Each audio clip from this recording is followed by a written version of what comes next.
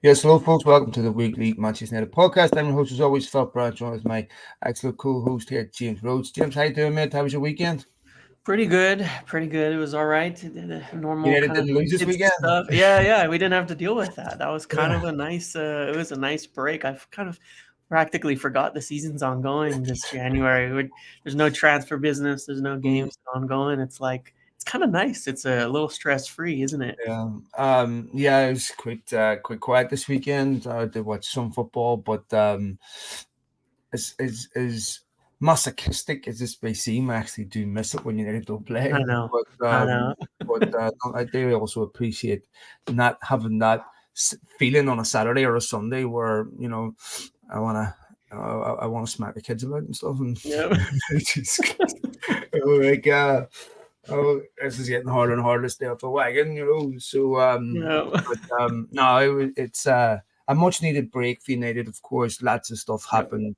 Maybe things didn't happen on the field, but off the field. Of course, big Yes. appointment with Omar Berrada. We'll talk a lot about that. I want to touch about a few other things. I'll touch about some of the findings that Ineos are coming to understand what's going on inside United, which is quite interesting. Ratcliffe moving at the speed of light with some of the changes that are being made, also with the efficiency, with how they're moving players on, which is even that Yeah. is something that we haven't been used to. And of course, the fact that they were able to make the Omar Berrada appointment without any speculation whatsoever, which honestly, when you look back at what we have now learned that they went after him in December, that is really quite remarkable. They were able to pull off something like that without any leaks. So, first of all, what was your opinion on Omar Berrada? Exciting. I mean, really exciting because I think what we've talked about for the longest period of time is that we want somebody serious coming in. I mean, at the end of the day, it's not that complicated. It can always seem so complicated to do the right things. But the right actions, as we've discussed, start from the top. If your intention is to have the best football club on the planet and to get results and to win, then the actions you're going to take are going to follow that. Right.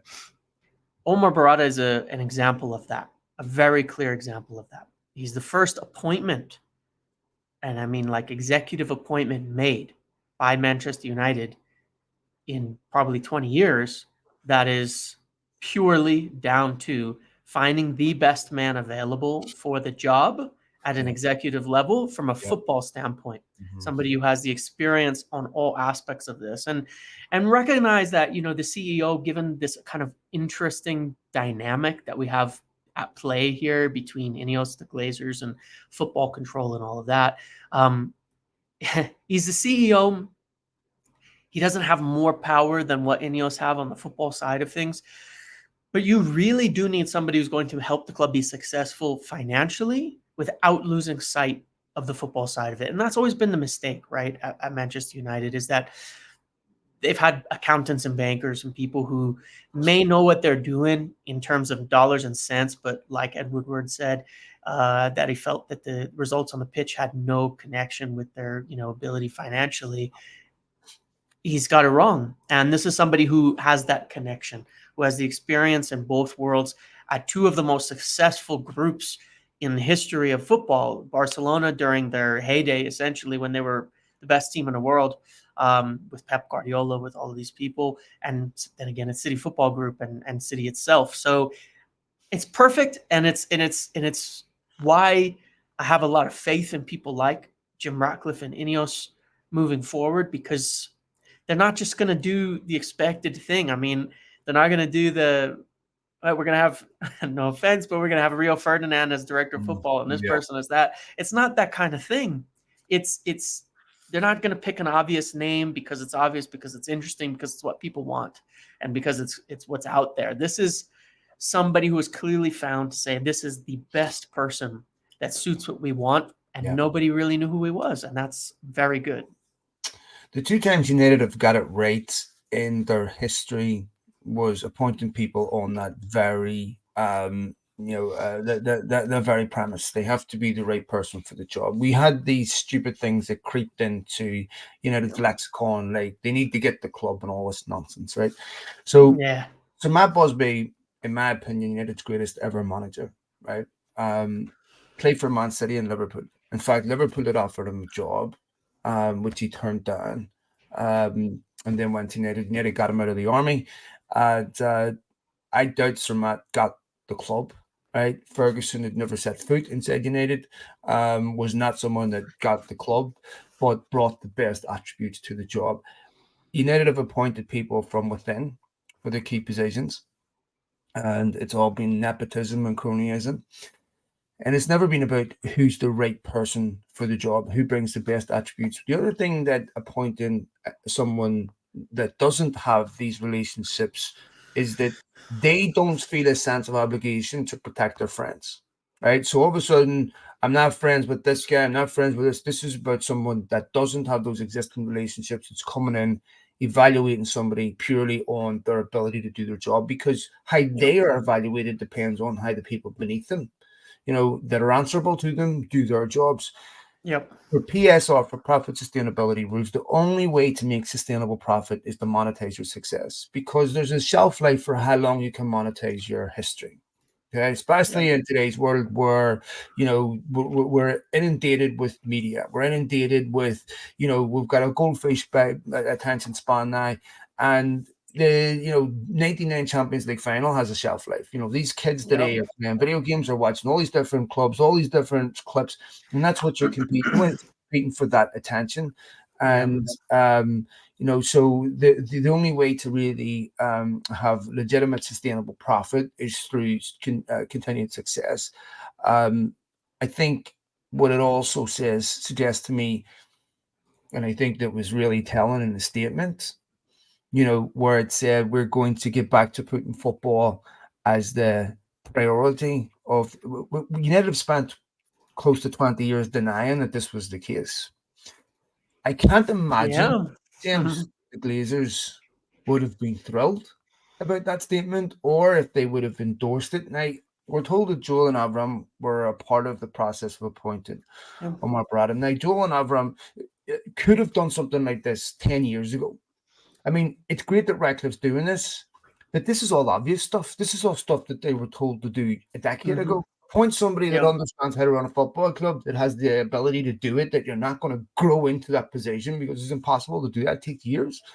And even if you do grow someone into it, there's no guarantee they're going to reach the level of their peers, right? So why not just get someone ready-made? So this is doing the obvious, but that statement was taking a scalpel to the Glazers, Richard Arnold, Woodward, and everything United have been complaining, fans have been complaining about for 20 years, that United have been denying. I mean, how long ago was it that Richard Arnold said that United are getting closer to City? Yeah. Yeah. It was not that long ago, was it? Mm. So I know, and I was surprised. It's very interesting. I was a little surprised by the way that the wording of the statement Yeah, was, sorry. but it was the best statement that's been made. Now, Of statements are just course. statements. However, the action that went with that statement was in alignment. It was one of the best actions that they've done in a long time. So you have to take it positively in that respect. Um, it's an interesting thing, this, because here's the really good sign about it all. I understand why people have been concerned for such a long time that since the hearing about the minority stake in this deal, that you end up with a situation where Jim Ratcliffe as a minority partner is not able to do much, and is not able to influence much, and is not able to change much. The thing about it, and I've tried to explain this many times, and I think sometimes people take it as a I don't know, a defense. Like when I called them investors, the Glazers on Twitter, and people jumped all over it. Well, mate, you Um, gotta earn that. You gotta earn that PR money somehow. I mean, I I'll, know, I I'll know, be I accused know. of Qatari PR money and accused of laser PR money. You didn't share it with me. I feel I offended by just that. flattered that they think I'm that important, that the Qataris and Sir Jim have been sending me checks. Go ahead. No, but and the thing is the Glazers they're capitalists. I mean, it's just that Of course. simple. They're capitalists. They just want money. They want to make Mhm. money. And one of the things that I'm sure you want to discuss, but that was broken down really well by the guys at the Athletic and elsewhere, is the financial situation of United. Mm. The club is leveraged to death. There's no more that can be done, and so they don't have a choice. You understand? I think people have to understand that they don't have a Yeah. choice. Hmm. They have to do what Jim Ratcliffe says because he is providing survival for them as owners of this club, uh, in the eventuality that he's likely going to take over. He's And I think that is where it will go, and I very strongly believe that's where it will go in the long term as well, that he will take over the full thing. But Jim Ratcliffe is the guy that's going to fix this. They know it. They have to trust him, and they will trust him. And this is a sign of doing so. Of course, it was done in conjunction with the Glazers, and there's truth to that because, of course, they're on the board. They're the ones who have to appoint the CEO. Joel Glazer is still the chairman, and still has to make that appointment. They still have the majority stake as a group, and Joel and Avram still basically carry all the power from their siblings, signed off to them and things like that in most decisions. So, of course, but it was fully made at the recommendation and advisement of Ineos and Sir Jim Ratcliffe. And the fact that they've gone ahead with it is a positive sign, because you got a CEO who understands it, who's going to want guarantees as to the scope of what control and power and influence he has on the job, because someone like that does not Yes, accept the absolutely. job on principle, just on the name. He's not accepting that job without really concrete guarantees over how this is going to operate. And that's a positive sign if someone is willing to take on that job. The other factor that I would say in this is that, in my personal opinion, I think in the long term, and this is a little bit informed because it's something I heard before and something I was told again. In the long term, I think there was an admiration for this individual from Ineos because they have a view of a multi-club model in the future, and he has a lot of experience in it. And that is the way that the top clubs in football are going. It's the Yeah. only way for English clubs to get talents from South America, where Hmm. they cannot get into the country because of work permit and Brexit and things like that right away. Obviously, it's what City have done successfully, where now they have a second club, in Girona, top of La Liga right now. It's an incredible feat. But that's the way that it's going. He's someone who has experience in that. And I think there's benefits there, but I think it's a positive sign of the Glazers looking at it and saying, this is the best way for us to financially be successful. And that means the club's going to be successful too in this respect. And I know that there's a lot of pain in that, like, duality of things where the club does better and is more successful, the Glazers are more profitable. I know people don't like it, but it's a fact of the matter. They own it. They have it. It's theirs. There's nobody who can forcibly take it. We've seen how hard it has been, through all these filings and things that have come out, and how difficult it was just to get to this point in time for anybody. That this is the best way for United as a football club to return to where it should be. Look, profit's not a dirty word. Yeah. Okay, it's okay to make money.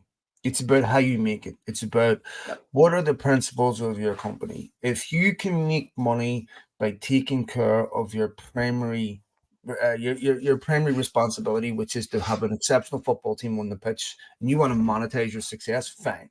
I have no problems with it. I don't care how many commemorative 2025 Champions League winners shirts you want to sell. I don't give a Yeah. shit. Right? Yeah. Personally, I don't care. Now, if you want to overcharge United fans for getting in to watch mediocrity, I have a problem with that. If you look at United's finances, and I strongly encourage anyone to go listen to the Talk of the Devils podcast last week that brilliantly elucidates how precarious this is. Now, I'm doing this off memory, so forgive me if I get this wrong, but I believe I got this largely right. So, over on profit sustainability rules, you're allowed to lose anywhere between 15 to 19 million over the course of 3 years. Right now, you can mitigate that by I think 105 because 105. there's a Sorry, yes, 90 million gap between them. Yeah. 105. Now you can mitigate that by owners injecting cash on a one-time basis, which of course the Glazers are not going to do. Right? United are a year and a half into that process, and they haven't added in their deductions yet, but are close to 250 million loss. Right? Yeah. This is really staggering how bad this is, right? And when I look at these numbers, I mean, there's no way United would have been compliant with profit and sustainability rules in 3 years. And you could see now the impact in the January transfer window with the fact that teams now have seen that these rules have teeth. And they're going to result in points deductions. And I'm sure there's a lot of people that are sailing close to the wind. Um, Without some type of rescue package, United would have been in serious trouble. And it would have put the Glazers under selection pressure to decide whether to put money in, have a catastrophic serious points deduction or other, and or reach out to more desperate forms of capital, venture capital at a much higher interest rate, much higher risk. They had no other option but to do something like this. And by the way, this is going to take years for Ratcliffe to fix. It makes your blood boil. Joe Glazer benefited to the tune of an extra 60 million by that dragged out deal process. United were charged every commission, every lawyer's fee, every single serious and ancillary cost for that process was charged to Manchester. It just makes your blood boil, right? Because United are already in a precarious financial situation. I mean, the 60 million that Joe Glazer took out, the all the commissions and fees. I mean, we're talking here a Jude Bellingham, right? I mean, it's just infuriating, right? But at the same time, the positive is this is the last cash grab on this level where, yes, like if they make money in the future, it'll be solely based on United's success. It'll be on the fact that United are successful. Let me ask you one other variable that kind of concerns me a bit, because the Qataris have been quite vocal about the fact that they're seeking legal advice over the SEC filing. If they can test legally what's in that SEC filing and say that's not true, we provided proof of funds, could this delay the process? I don't think so. I don't think so at all. On the one hand, because given that they accepted a minority share sale at the end of the day, I don't think that they had any legal obligation to accept the Qatari bid, whether it proved funds or not. At best, I think it could. I don't know this necessarily, but I think at best it would just drag into some kind of mess.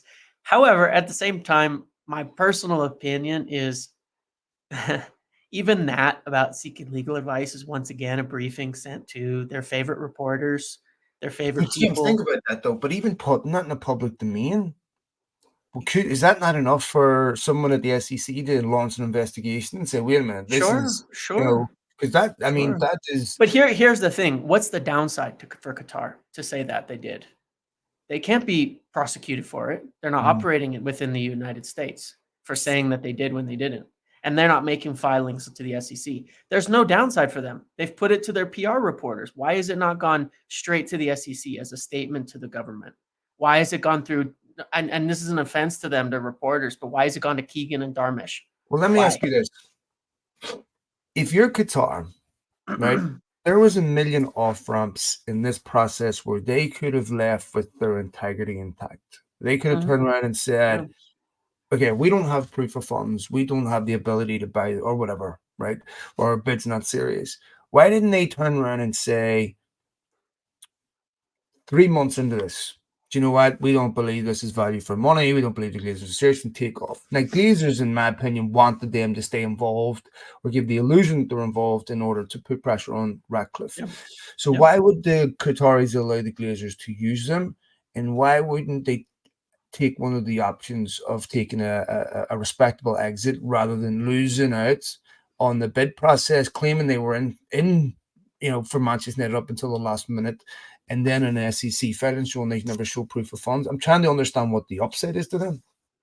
I mean, to be quite honest, my opinion on this is I don't remember what law this is, but I think it's just borderline incompetence. I think that this bid,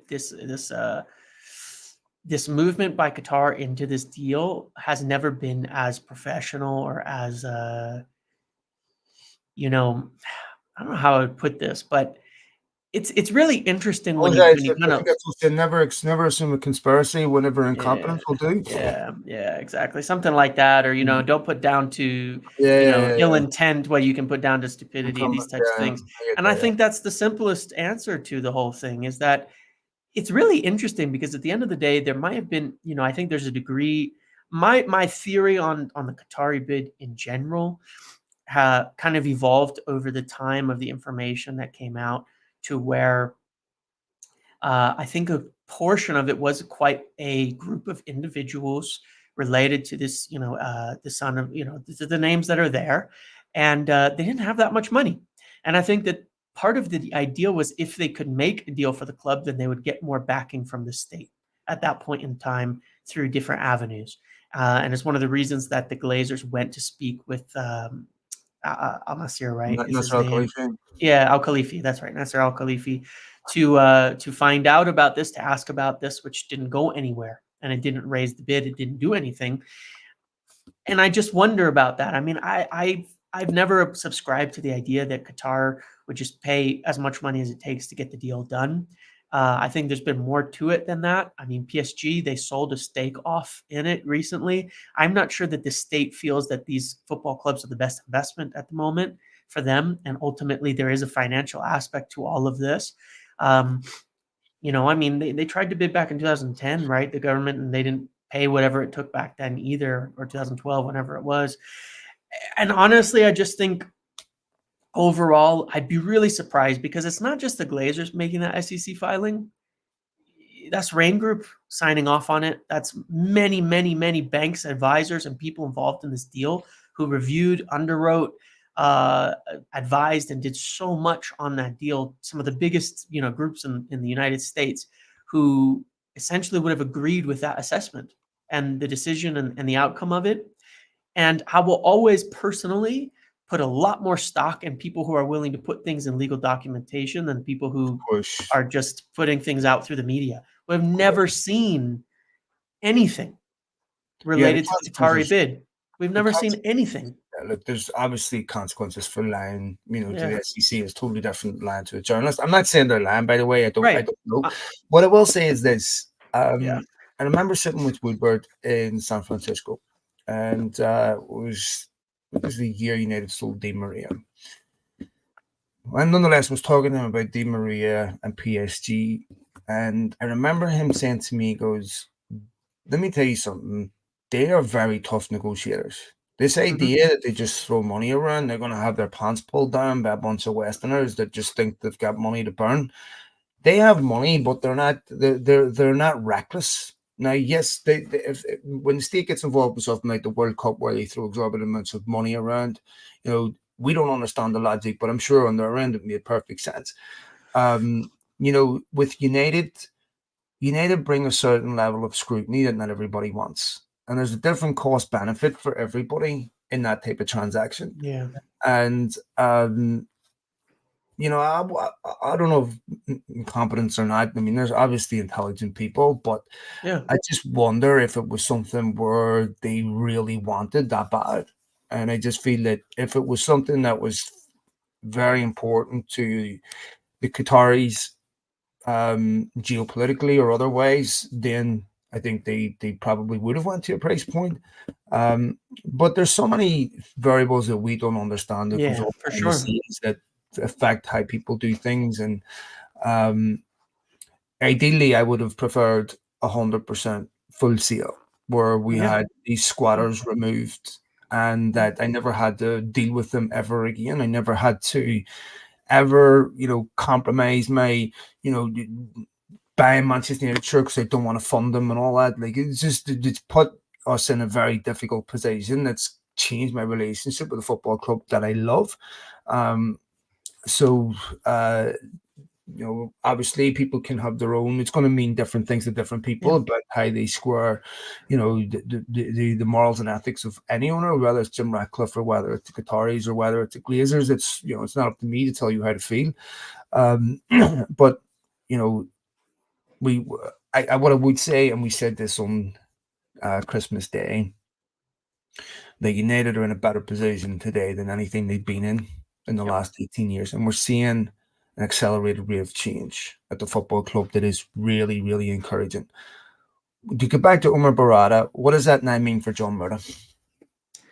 Yeah. I mean, there's two aspects to this. One is that Probably not much immediately, because remember that the hiring and appointing of a football director comes purely under Ineos's purview. And Omar Berrada cannot start until, I believe, August or in the summer, regardless, as the expectation is going to put on gardening leave through at least the bulk of the transfer window, given that he's been working in City and all of that. Obviously, kind of not officially or formally, it's like, what are you going to do? Stop the guy from having a Yeah, well, call like with, this happened with with Peter Dave Kenyon. Brailsford? Peter Kenyon was put on gardening leave, and all of a Yeah. sudden, what Varane goes to Chelsea, Chelsea Yeah, goes yeah, to yeah, yeah, Aaron yeah. Robin, Yeah. which Ferguson had lined up a Robin deal. All of a I sudden, know. Peter Kenyon, Robin's. So we know that is a technical term, but But it listen, is. It is there'll be technical. influence and things. But sorry, go ahead. Yes. For legal purposes, he's on Yes. gardening leave and he's not officially in the job. That being said, though, yes, the director of football thing, as far as I understand it from the SEC filing, goes entirely under Ineos's view. Whereas your CEO is still technically reporting to the board, right? And making decisions that usually often have to be approved by the board of directors.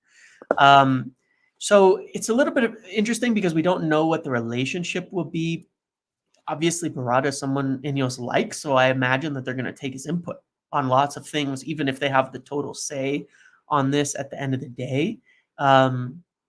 It is a weird dynamic a little bit, how you have a CEO who's not under the Ineos group technically, in that they have two board seats. He is, but then they have control over what's underneath him entirely. It's interesting. It's an interesting dynamic. We'll have to see how it plays out. I do think that, as far as I know, I mentioned on a video about, it was exactly 10 days prior to this appointment that Ratcliffe and Ineos were set to make their recommendations in the next 7 to 10 days on these things. I believe that the director of football side of it and sporting director is something that is going to be changing for sure. I'm almost positive it's changing, but I do think it's going to wait until February, when it's approved, given that it's entirely under their view. When you look at it legally, the Glazers, it would have to be their idea during this transition period in terms Yeah. of who they appoint as a football director, and then approved by Ineos, or it would have to be Ineos, but they're not allowed to appoint somebody yet. So it's probably going to be a few weeks, but I think that will come pretty soon, frankly. I mean, we've talked about this, but they need to get started by March, in planning the window and doing everything that needs to be done. It's got to be happening in March. So I think change is coming. I mean, when you look at the type of appointment you're making with someone like, with Omar Berrada, then come on, like, if you're going for best in class at every position, change is coming. And Of course. everybody. James, look, when you identify some of the major issues of United, which are obvious, recruitment being one of them, it's hard to see how John Murtagh, maybe he gets moved into a different capacity, but it was hard to see how you could possibly exculpate him and say, well, I know recruitment was bad. If you look at one of the issues that Ineos identified as being a colossal waste of money was the Casemiro deal. That was a John Murtagh deal. Now, in John Murtagh's defense, right, Garnacho was also his deal. Yeah. I mean, they signed Garnacho, Gerardo, Alvaro Fernandez, They're making profits on them, yeah, which is nice. and they were all pre-Brexit, right? Because Yeah. now you can't get 18-year-olds into the UK and into academies. And this is, of course, why this multi-club model is really important. If you look at City, they have clubs at all different levels, right? Red Bull, for example, they have Salzburg, and then they've got another upgrade. And if you look at how they moved CSGO, Holland, they started in Austria, but then they go to the Bundesliga, then they make the next jump. So you now have Lausanne, of course, Nice, and then, the next jump. This is going to be really, really important. I was talking to an individual in football about youth recruitment, and they work for a Premier League club. And he was saying to me, he goes, listen, you see the youth recruitment industry, it's probably more competitive than the top end. Because here's what you've got now. You have a number of clubs outside the Premier League that can't compete at the top end. So they're really, really aggressive and going after young kids, 15, 16, right? Everybody wants the next Messi. Everybody wants, the next superstar, the next Holland at, 10, 6, 7 million, right? And this is why you can't grow someone into that position, because, you're competing with people that have millions and millions of dedicated resources, that people have exceptional contacts in countries with agents, with football clubs, Yep. and that because they have their, you're not just competing with a club, you're competing with a group. City have a presence in Australia and the United States, and all over Europe and in Spain. So they are signing multiple players. And United are trying to get a couple of kids into the academy at Carrington. This is something that you can't grow somebody, and they have to be complete. That is already established at this level. That is being alerted to kids at 16, 17. I mean, City have gone out and signed Echeverry, right? United Yep. should be all over deals like that. There, you look at what Chelsea are doing, right? Because there's obviously they're doing two things. They're signing players so that maybe 90% of them won't make it, but they can sell them for a profit, and it helps FFP. If 10% make it, that's extremely successful. Yep. United are so far behind in that area. And you could see, James, if a number of those players were at United, they would be United's first team. I mean, I'm watching Girona yesterday, and they have a guy on the left wing, Savio, and Yep. he's exceptional, absolutely exceptional, right? And that guy, would walk into Mhm. the right? And you look at how threadbare the squad is. This is where United really have to catch up. So Yeah. this is a first sign that football is now going to be the metric with which you're going to be determined as a success. And just like you were saying, you don't get an Omar Berrada by offering him an extra few million, right? Because he's going to be exceptionally well paid. He can go anywhere and get well paid. This is a guy that judges himself on the success of his job. So Yep. United will have had to make major assurances to him that he will be given the authority to make the changes that he wants. And he also making changes at a rapid pace. I know you want to come in on this. One other thing that I want to mention, and you've mentioned this before in a podcast, I've had this firmed up.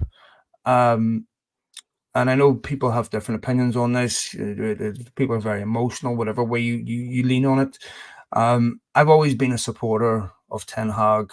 I've softened a bit on that over the last few weeks, having spoken to people inside football that really know what they're talking about, that have pointed out certain criticisms to me that I don't have the ability. I'm not educated enough to know, but subtleties. I'm like, oh, okay, never thought about that. Never thought about that.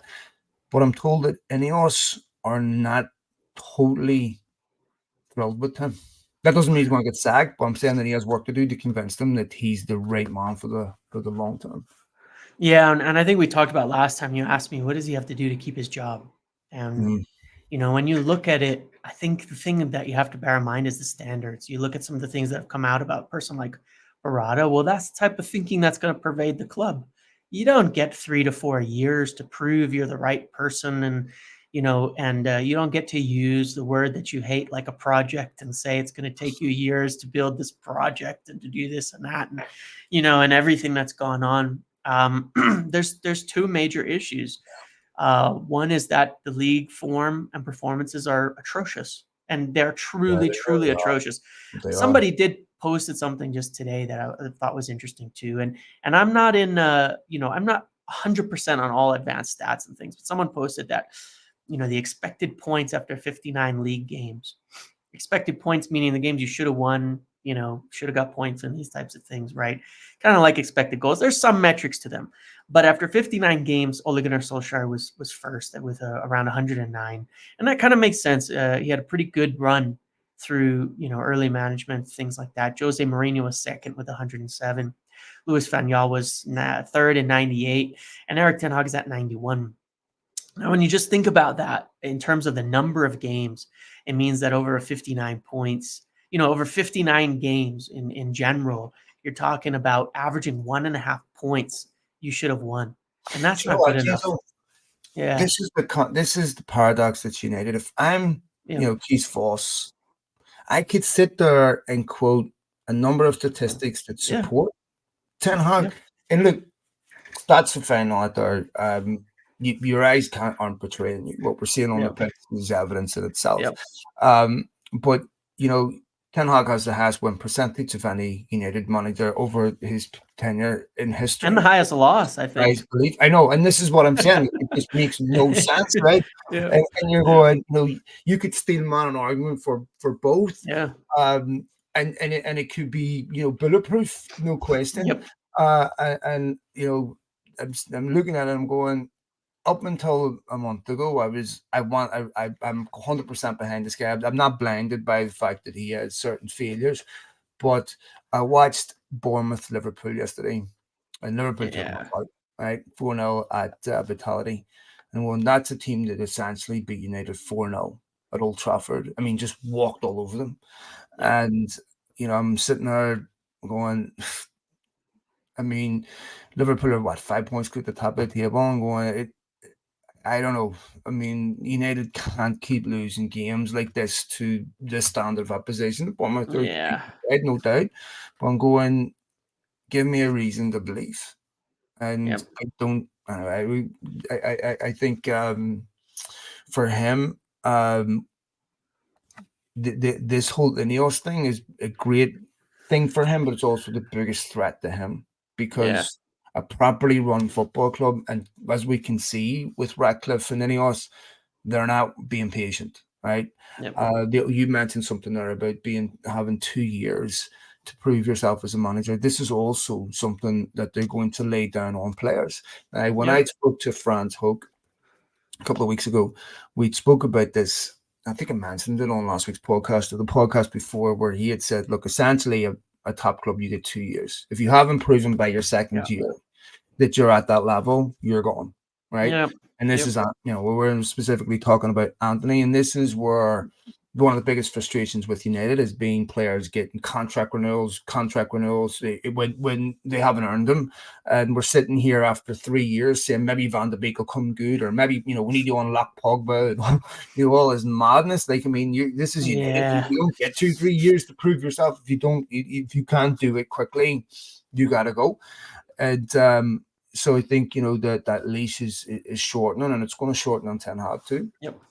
Yeah, for sure. It is. It is. I mean, at the end of the day, football is always going to be a results business, and it's also always going to be a "what have you done for me lately" business. Of The course, winnings of the past, the success of certain periods is not going to hold you over for too long, especially in the modern game. It's not a game where nobody at United has the pedigree, has the results, has the the success of someone like Sir Alex, where if he had gone a couple years without winning something, it's like it's not a you run through it because of what he's done in the past, but nobody has. And then obviously the second aspect is when you're talking about hiring these people like Omar Berrada and the people they want to bring are not going to sit there and say, yeah, we want to make all these changes, we want to sell these players, we want to buy these players, but manager doesn't want to, so I guess it's in his contract, we're just going to deal with that, and we'll let him shape the squad. I mean, at the end of the day, that's 90% of football business is shaping the squad to be what you need it to be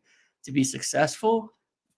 They're not going to have it. I've said this before. They will not accept the present arrangements and present agreements to continue. They will not. You simply cannot have a recruitment structure that is completely dependent upon the manager, Yeah. because managers, the average shelf life 3-4 years, and if managers get it wrong, it's such an impediment to the next Yeah. guy, and the Yep. club is the one left dealing with the consequences of that failure. Yep. So there has to be a collective responsibility, in my opinion. There has to be what Ranić was saying, a very clear identity. This is how we want to play. These are the players we're going to target. And in some ways, this also, for the manager, this helps remove some of the responsibility. Like if you needed had a collective decision over Anthony, it's Yes. very easy to not blame Ten Hag on it and say, well, look, this is a club feeling, not just because Yep.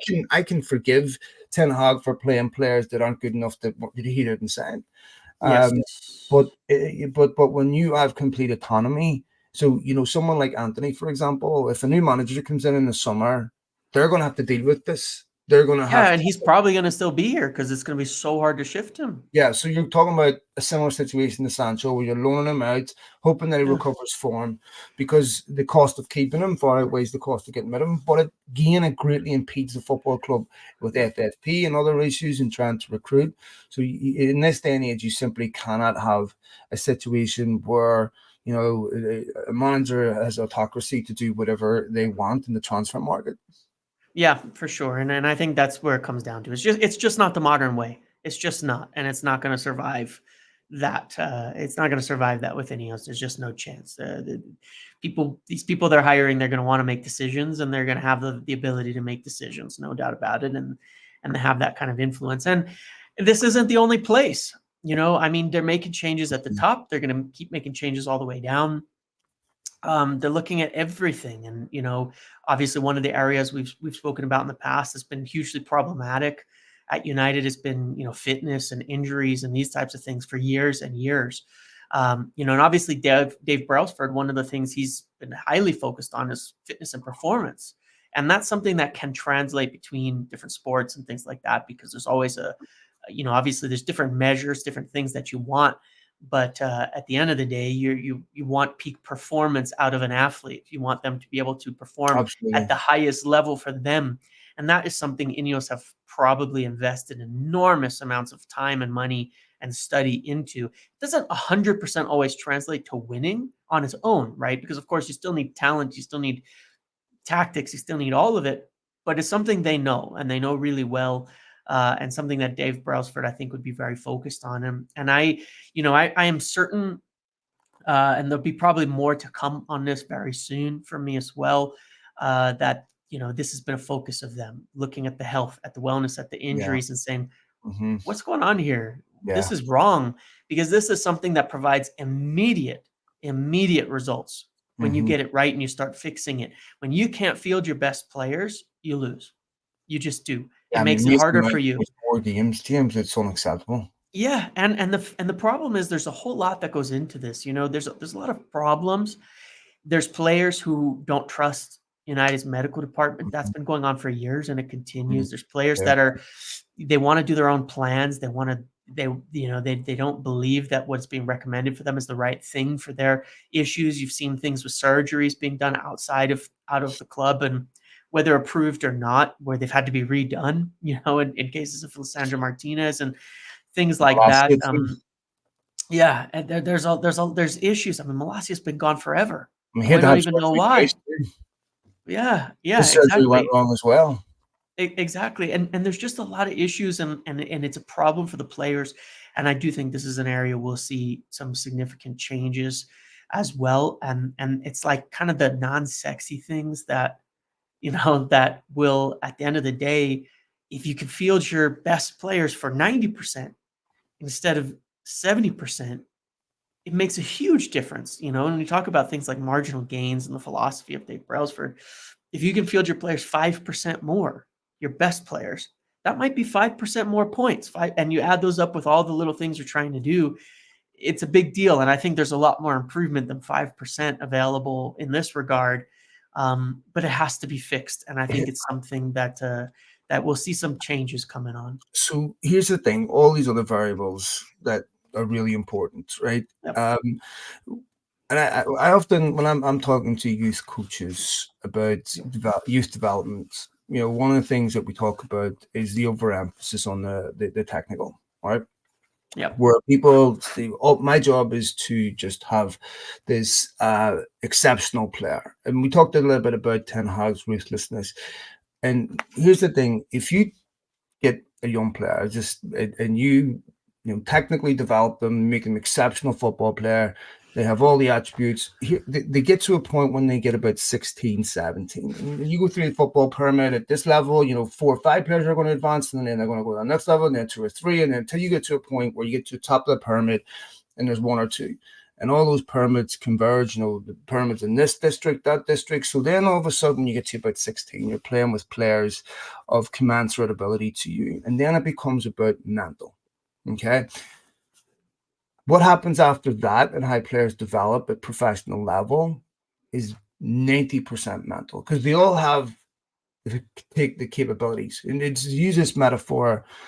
This is like building a Ferrari, right? And you have the best aerodynamics, the best engine, the best engineering, and you get this car on the track that has all this incredible capacity to outperform any other vehicle on the track. But your Yep. driver's impaired. And if your driver hits the wall with the car, it doesn't matter about how good your engineering is, your aerodynamics, all that stuff.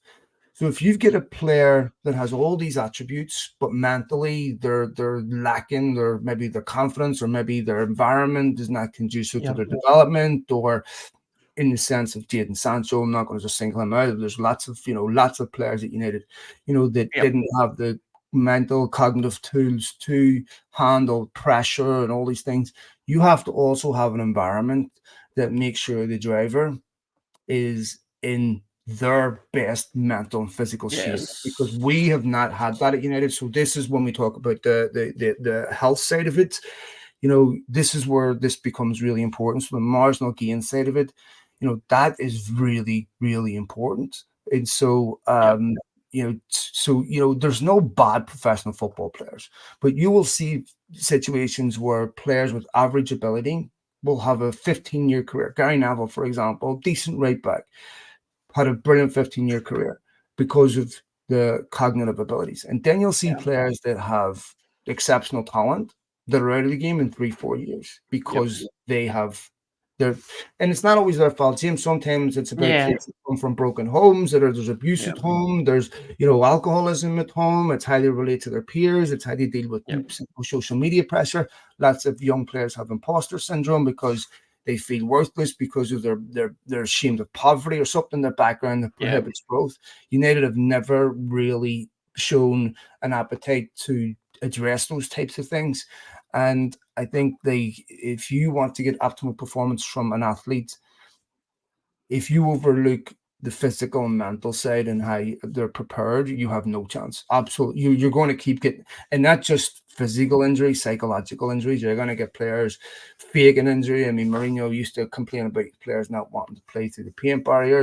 Players, I don't want to play in this game. I'm going to get battered 4 or 5. No, all that stuff. So this is Yep. really, really important. Just to shift the conversation, still on Ineos, but one thing that did a little concern me a bit, and people might find this odd. So in my conversation with the individual, they were telling me that Ineos were consulting with Ferguson quite a bit on internal restructuring.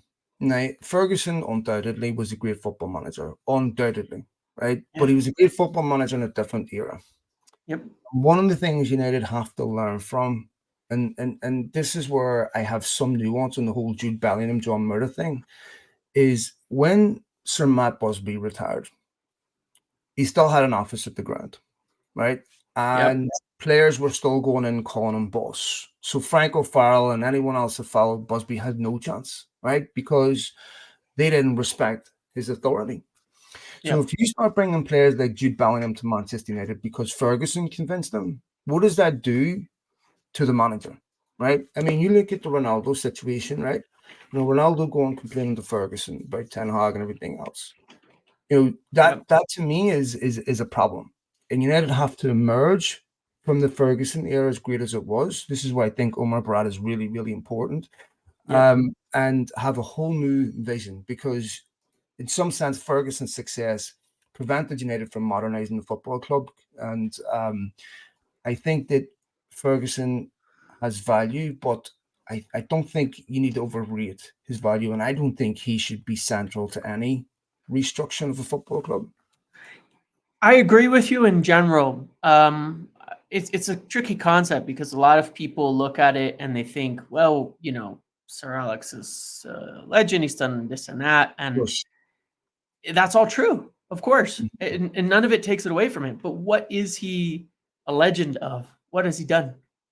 You know, as a manager, that's what he's been. That's Mhm. his success. That's his.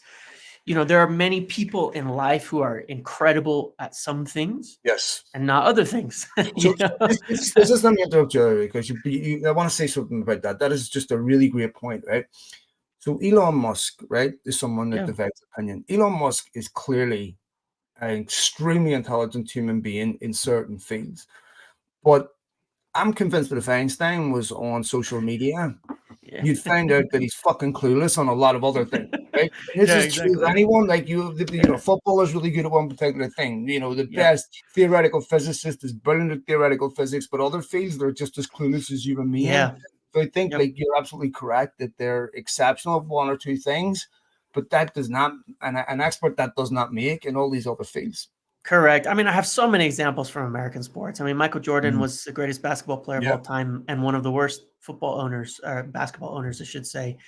His team is always literally the worst in the NBA for a long time. The coach who coached the Chicago Bulls at that time, Phil Jackson, was one of the greatest coaches of all time. Also, very poor in management roles and things like that as Oh, well. mate, this That's is not. It goes on and on. You know, you have it just it's constant. It's really funny because you'll get some of the more success. I mean, look at managers, for example, in terms of how players translate to managers. Pep Guardiola wasn't one of the greatest football players of all times, but he's certainly one of the greatest managers of all time. And you get a lot of examples of things like that that occur across the board in sports. And the thing about it is, I understand utilizing Sir Alex's, ear and wisdom and things like that as a not just a courtesy. It's not like, oh well, talk to Sir Alex out of kindness or something like that, but because of course he has a lot of involvement in the club and a connection to fans and things like that. And I can understand all of that, but I don't think it would be correct either to say, hey, let's hire the people he says we should hire. Let's set up the club the way he says we should set it Mhm. up. I don't think that's what's going to happen, but I think it's very easy to connect the dots between a lot of conversations they would be having with him and you know uh, putting it together like, well, he's going to be advising on all of these sorts of things. I mean, Ineos are talking to a lot of people, but do you think that Sir Alex said, CEO, there's this guy at Citigroup, Omar Berrada, you should bring Mm. him in? Absolutely not. Look, That was not a conversation that occurred. Fergie wasn't So even a great coach, James. yeah. He was very early on the training field. I mean, Yeah, I know. He said many times he brought in lots of new assistants all the time to keep things fresh and bring so new this is really ideas. important, Yeah. right? So Yeah. pedagogy is hard, right? So if you look at, you take Michael Jordan as an example, and Yep. you said, Michael, teach me how you became the best basketball player in the world. I wouldn't know where to start. I don't know how it happened. It just I happened. know. It's There's no, it's so funny. Successful people have such a hard time explaining yeah, because why they're we don't, successful. yeah, Yeah. because there's so many variables in the human brain about how we learn. I mean, there's no objectivity to this. If a kid comes Yeah. up to you and says, hey, Zinedine Zidane, how many keep ups do I need to do before I learn how to do 10 in a row? Was there an objective answer? I don't know. It all depends on you. It all depends. I don't know. So the threshold between knowing something and not knowing something is not well defined. The other Yeah. thing is, what players have that people who have never played have is experience. Now, Yeah. not all experience is good experience. There's a lot of Yes. people traumatized by experiences that happened early on in their career that prevent development. Um, Yep. so, there's an old saying, with an experienced man, few things are possible. With beginners, man, many things are possible. And the other thing is, James, experience is a teacher in a sense that it can help you give advice.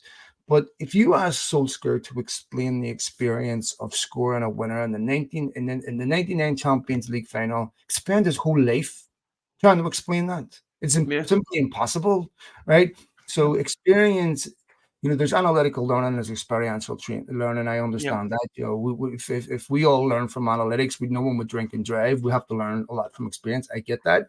But that's Yep. the point, is it's really, really hard to pass experience on to someone else. So yes, I have experience playing the game, but how I can communicate that in such a way that's going to help you in the heat of the moment where you have to make a split-second decision is not something that I don't think has enormous cash value. I think you have to experience that yourself.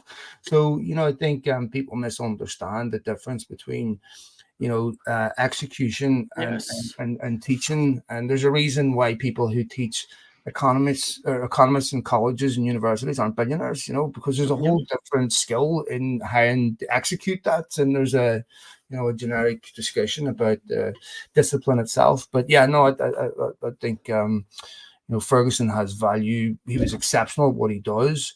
I also think, James, that if Ferguson tried to replicate his success today with the method that he Yep. used when he was successful, it wouldn't be successful. I think that Yeah. the rate of change is so quick that now that's not a criticism of None Ferguson. of it takes it away from him. It's Yeah, just yeah, because He just had to Yeah. compete with who he was competing with in his era, but I don't think that some of the things that work today would have worked 20 years ago in no, the slightest. no. They would have got destroyed, decimated. Like what So, Alan Hansen said, you'll never win anything with kids. I think that yeah. would be true today, right? Yeah. I Yeah. think it's given all the other, there's just too many areas now where you can separate yourself from the Yep. competition if you do it well. And some of these we've talked about what they do off the field and how they prepare athletes. That is a big thing. Let me ask you, lots of players going out. Mejbri, has gone to Yeah. Sevilla, 20 million buyout clause. They were horrendous at the weekend, by the way. I watched them. They have to Good for stay you. up. I mean, I was just sitting here yesterday. I was watching Girona and I'm going, Sevilla are in serious, serious trouble. Yeah. And Yeah. obviously, his buyout clause is contingent upon them staying up. I Uh, don't think they're going to trigger it anyway, to be quite honest. I don't think it well, has much to do with him as a player, but we'll see. It's we'll more see. them as a club. Yeah. But hopefully, at the very least, it's a beneficial loan for Yeah. him. Number of other players have gone out. United, it looks like they're going to move on Palestri on loan to Granada, club United have good relationships with. Um, uh, so the question is, do United need to do anything in this January transfer window? My view is United do not need a Choupo-Moting that have scored 3 goals in 14 games or something this season. And what you're going to get on loan, if you want to get a loan signing, it's great if you're a football club where you've got 9 or 10 positions that are totally settled and you Yep. just need some cover. Fine. But you're not going to get a transformative loan signing in January that's going to change, it's going to have a massive fundamental change in how you play. It's a supplement. So, Yep. I mean, I would like another striker, but truthfully, um, I'm not sure even a lone striker signing at this point really helps United. Yeah, I mean, it's always got to be a little bit of a cost benefit analysis type of thing when you look at it, short and long term and all that. And when you look at the financial situation that they're dealing with, I was told over the weekend I shared, they're not really working on anything at the Mm. moment. There's talk of Brian Broby. That's not going to happen. Choupo-Moting's not going to happen, I don't believe. There was talk before of Werner, and I was like, oh, Werner. And then we played Spurs, and he showed exactly why you don't need Timo Werner in the team because he can't score goals. And in the Premier League, he doesn't finish. Is there some dream player available? I mean, the best player available to come in and fix their goal scoring problem is Mhm. Karim Benzema and Mason Greenwood back from loan, and I don't think either of those are going to be happening for United in this window. But outside of those two, I don't see any solutions football wise on the pitch that's going to solve any problems. That's going to be worth adding another 5 million to FFP debt, to the losses that they're going to experience this year, and put any sort of scupper on what they can do next season. So I think that's the problem. And with Benzema, I understand the attraction, right? But you Yeah, bring Karim Benzema in, Karim Benzema is not going to be a backup striker to Rasmus Højlund, correct. right? Correct. Yep. So Højlund is now just starting to find his form. They're Yep. not going to have an enormous amount of games between now and the end of the season. He's going to have 2 weeks off, and the next game is going to be against Newport, in the FA Cup. So the need maybe for a second striker is starting to dissipate a bit because the intensity of the games. And are you really doing Højlund a huge favor by putting someone like Karim Benzema in front of him now when he's just Yeah. starting to find his rhythm? Yeah, I would agree. I don't think you do. I don't think that's the right type of player. I think Cavani was actually a really great option for the front line when they had him for the first year in terms of learning. We wanted him to be available more, right? But he clearly taught a lot to the players about movements. When he played, it was a different team, and and he wasn't the type of player attitude wise who seemed like he would cause any sort of issue and needing to be the out and out starter every day. Cristiano Ronaldo didn't benefit the players underneath him in that respect. I wouldn't expect him to. You're not having a striker learn from him in that respect because he's going to be there all the time. And I think at this point, you're better off letting Rasmus Højlund continue to just play and keep doing what they've been doing the last few games with Rashford and Garnacho, and try to take something positive away from the development and the experience of the season in that respect. And I think that's probably what they're going to do. I can't say it's a bad thing. I really know people would want to make some moves and get something out of this season. But with so much going on in the position of where we're in, I very much understand why you don't want to go and just waste money or potentially cause a problem for someone like Rasmus Højlund, stunt their development or do anything like that, or create a problem for the future either. Yeah, I can't disagree with that. Is there anything else we haven't covered yet before we go? I think that should do it. I think that about gets us up to date with everything that we've wanted to touch on. Like I mentioned, I'll probably have something more with regard to further changes that will come through Ineos on a few different things, but also health, medical, the things that they're looking at, that they're assessing, everything. So a lot more changes to come, I think, is the view of this. The CEO appointment is just the first in a long line of things to come. A couple of messages, folks, before we go. One, I'm going to be starting another podcast series, slightly on United. Well, it's on United, but it's going to be interviews with different fans from all across the world to get their perspective on United stories, about their best home, best away games, why they supported United, their view on everything that's going on. It's going to feature different people. I'm going to have people like Pete Boyle on, Andy Mitten, and what have you. So, I hope my colleague will join me for a podcast on that, because I'm really interested to hear about United's diaspora is so diverse, and one of the most amazing parts of the United We Stand podcast that I really love is the random interviews with fans all across the world who have so many amazing stories about why they love Manchester United, what does Manchester United mean to them.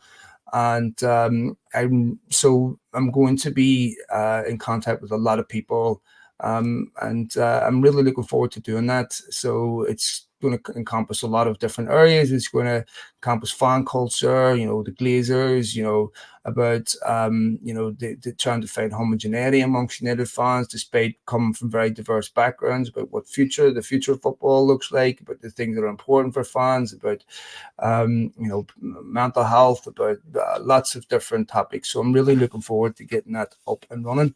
Lastly, folks, this is an important message. I want to start integrating this into the podcast, is about supporting fanzines. So obviously, two of United's main fanzines are Red News and United We Stand.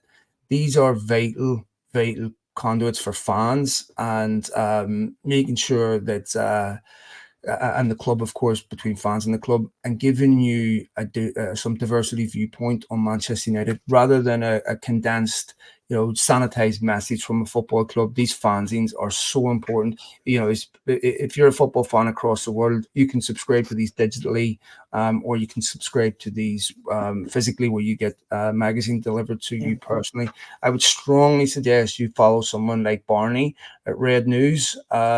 And if you can, or of course Andy Mitten or the United We Stand fanzine, and if you can, subscribe to them.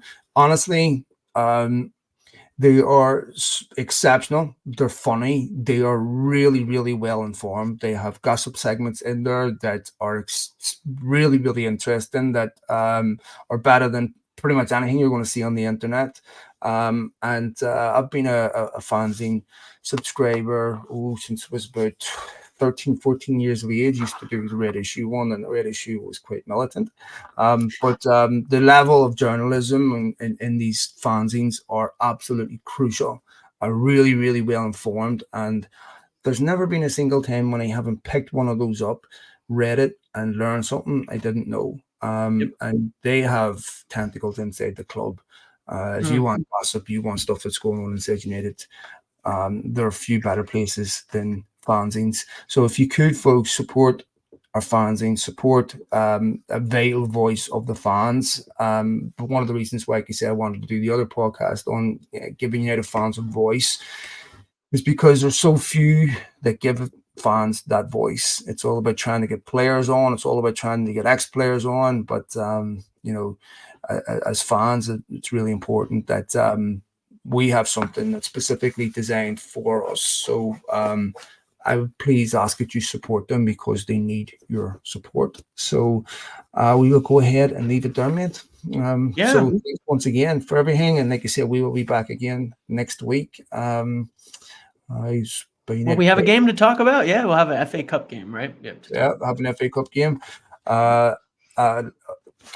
was going to ask you about Onana before we left, but I don't want to end this on a I don't want to dig him out, but some concerns. But yeah, I hope things turn around a little bit. yeah, I on the really do. Onana I situation. do. I That's do. all.